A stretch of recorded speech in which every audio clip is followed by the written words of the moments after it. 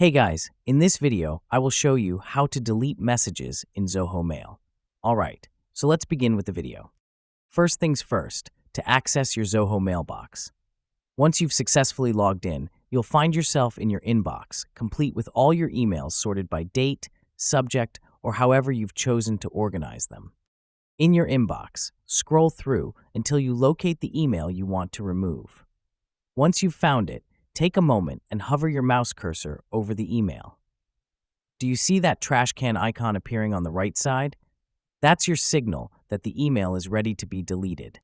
But perhaps you prefer to delve a little deeper into your emails before making the decision to delete them. Just click on the email to open it up. Once the full email is opened and you've decided it's time for it to go, look for the delete option. Usually, this option is conveniently located at the top of the email.